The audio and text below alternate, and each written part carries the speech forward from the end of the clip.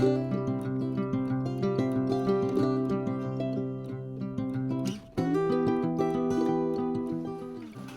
morning, everybody. Tom Christie back in the studio, and this morning's video is about pattern making. And I do have a separate video on how to research on the internet for good potential pattern photos that you can use to generate your own pattern.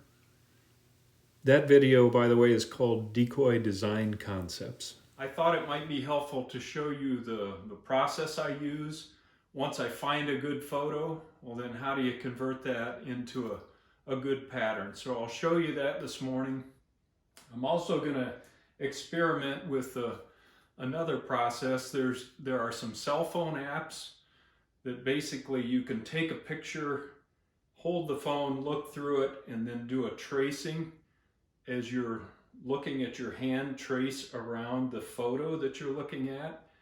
There's a free app that I downloaded this morning. I'm going to give that a try. We'll see if that is a reasonable way for no investment other than a tripod or something to hold the cell phone while you're doing your tracing. But anyway, we'll take a look at both of the methods I normally use, and then we'll play around with that and see if it has potential use for pattern making.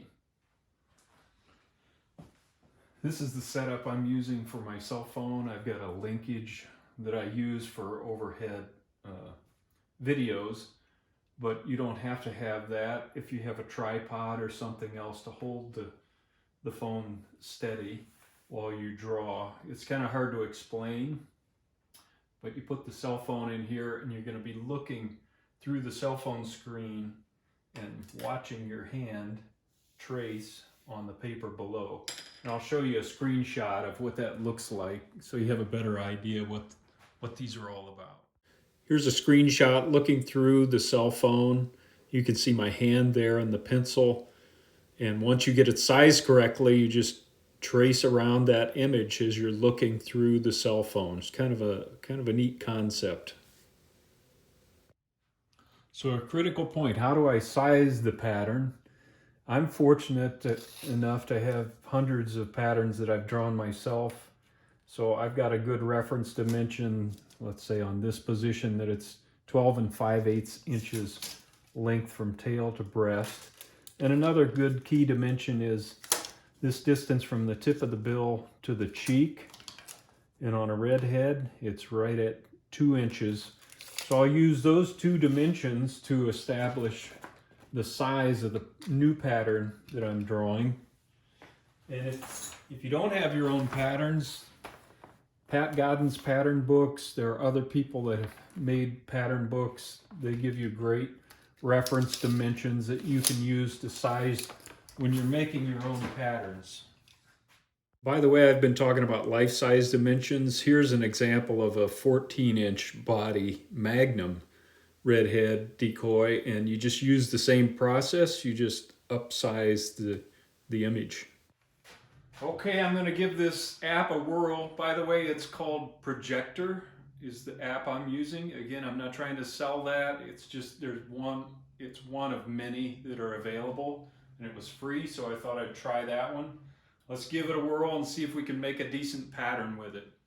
You can see I've put my marks there so I know the length I'm shooting for, and then you just use your fingers in the screen viewer to size the picture appropriately to hit those marks. And then I'm tracing around. You can see it's a little sloppy. The screen is pretty small, so it's not precise. But in general, I think it has application for pattern making. The proportions are pretty decent. Here's the results of using that phone app. Not very beautiful, but it does give me enough of a guideline size-wise to go back and smooth things up and maybe get a decent pattern out of that approach. The bill was really hard to see in the phone size. I think that's my major concern with this approach in general, is pretty hard to see in that small size. But for a free app, I've got a reasonable start on a pattern with things proportionally correct. And then I can use my own artistic skills to kind of finish things up. So not terrible, but I want to show you a different approach as well, so you have a couple of ideas to consider. Then as a final approach, I just added a little draft below the water line so that that is put in the plan for your pattern based on how deep you think your decoy is going to float in the water. And I normally target 3/4 of an inch to 5/8 of an inch because I'm normally hollowing decoy, so that's for a light decoy. If you have a solid decoy, you're probably going to have to plan on maybe an inch of draft. No problem. You just have to put it in the plan to begin with. Okay, now I want to show you my normal setup. I use a Artograph Super Prism overhead projector, art projector. They're kind of pricey. I just checked. I think this is about 330 bucks. You can probably find less expensive models. You take the picture you need, put it in there, and I project it up on this fancy screen on my studio door, and then draw a pattern that way.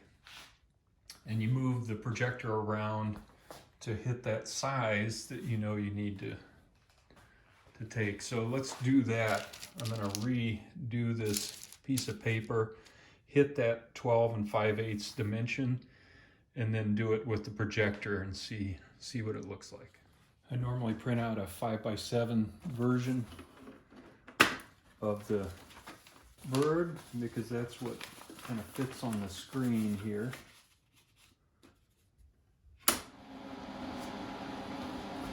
Now I've got my projector set up and made sure that the length is correct. My marks here and here. I'm also checking that 2-inch bill dimension to make sure the picture is at the proper size, both body length and bill dimension.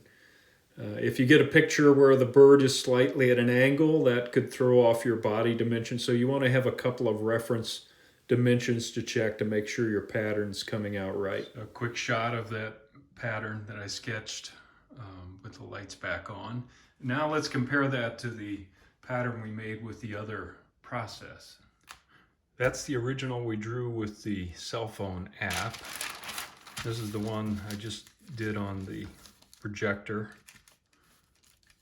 You can see it's pretty close. A little difference in the bill angle. Probably some distortion between the two processes, but in general, both methods give you a decent way to put a pattern together. I would say I like the art projector better because it's much easier to follow these lines than on the cell phone, just because the size of the screen is so small. You might be able to use an iPad and do a better job with that, but I just wanted to do a quick video today to compare, give you a couple of different options.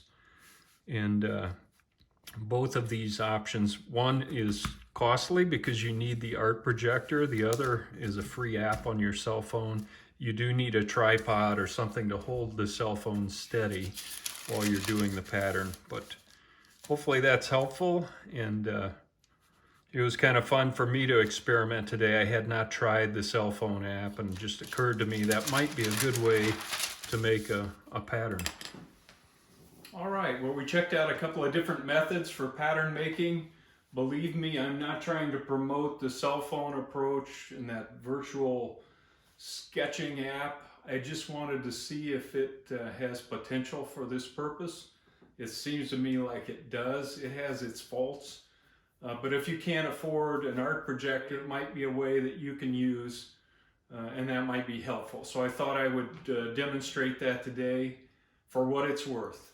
Anyway, good carving to all of you. See you next time.